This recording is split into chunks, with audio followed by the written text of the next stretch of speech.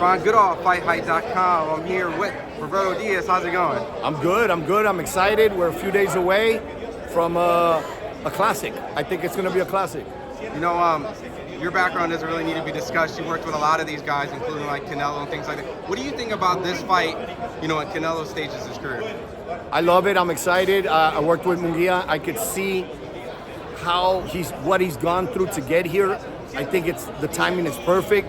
I think you have a young, strong, experienced, and confident fighter now that's going to come to win. He's not just coming here for a payday, which will make him dangerous.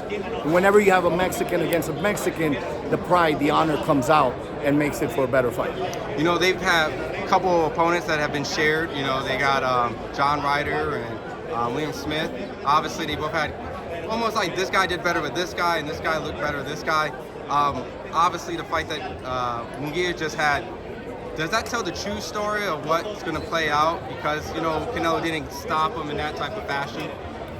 Look, it was a very risky calculation that Team Munguia did, Beltran and his team, by taking Ryder, because Ryder's no joke. Ryder's a tough, rugged, one of those guys that worked to get what he had. Nothing was given to him, and showed how tough he is with Canelo.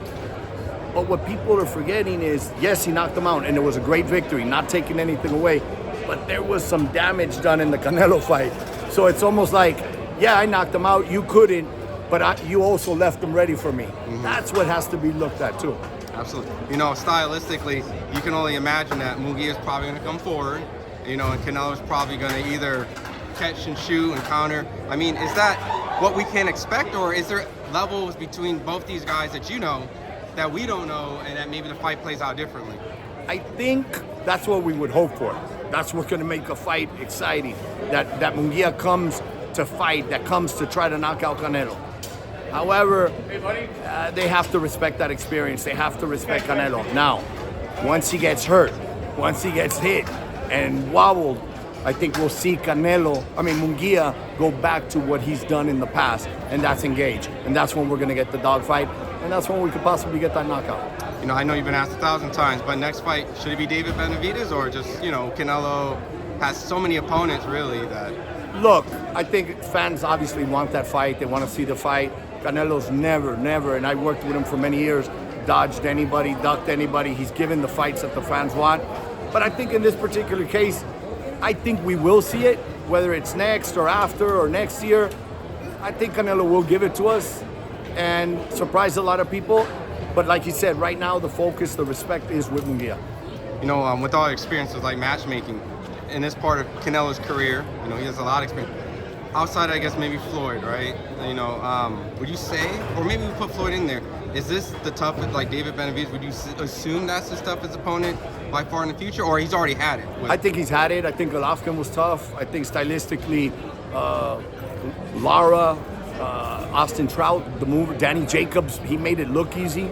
But I think with Benavidez, people are forgetting, look, he has like 25 fights, he's strong, he's hungry, he wants his opportunity, but it's the perfect style that makes Canelo look good. The guys that come and attack. And David, with all due respect, he's done a great job. His father, Jose, is a good friend. But those are, you know, he'll take a punch in order to deliver one. He'll take 2 or 3 in order to deliver one. I think that's what'll make that fight so good. Again, like you said, styles make fights. That's the perfect style for Canelo. Awesome. My second set of questions, so appreciate taking time. I believe you worked with Ryan Garcia as well, right? So obviously the big quote-unquote upset, maybe not in your eyes, but just what's your thoughts on that? Look, I will humbly say it. He fooled everybody, including me. Oh, wow. He fooled me. I mean, I signed Ryan. I did a lot of his fights.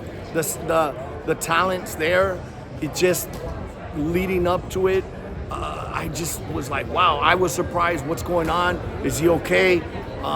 Has he gone through the fire? Has he mentally been tested enough where he believes where Devin had gone through the fire, gone to Australia twice? Whether we think he beat Lomachenko or not doesn't matter. He matched IQ with Lomachenko, because if he lost by 1. If he won by 1. So to match your IQ with somebody at that level, that made Devin believe, you know, he can win. His confidence was there. But even he knew, watch out for the little left, that check fast left hook.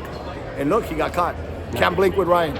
So, I mean, at this point, you know, Ryan's kind of in a no man's land, right? He can't make 140, but obviously now welterweight-ish. Who does he fight next? I mean, at this particular point, what he did and the way he did it, people are going to be chasing him. Whatever, if he wants to call the shots now and say 44, 47, 54, they're going to do whatever he wants. If they want to be on a big fight on a big card and try to make some big money. Is Jerron Ennis and Terrence Crawford, like those guys, or even he's mentioned Errol Spence, are those guys a little bit too much out of his reach? I think you have to gradually grow into the weight. Look at Munguia coming up to 68, 2-3 fights. Now you see the body is a 68-pounder. Ryan looked really good the other day, you know, not at 47, but making the 43. I would not jump into the deep water right away.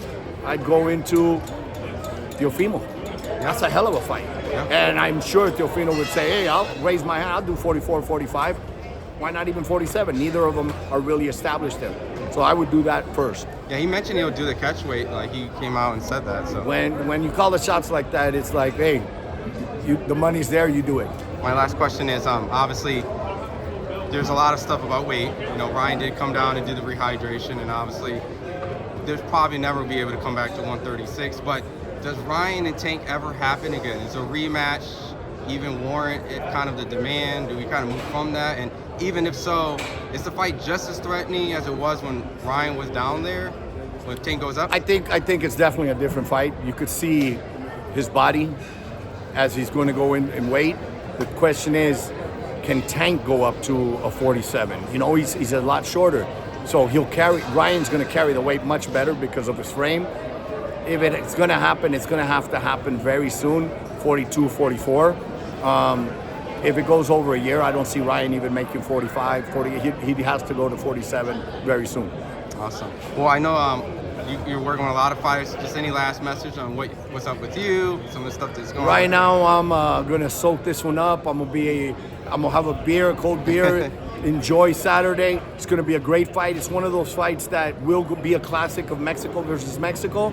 I do expect Canelo with the hand raised at the end, but it'll be something that Munguia can walk away with his proud and his head up because he'll put on a performance of a lifetime. Awesome. I appreciate the time. Thank you so much. Thank you.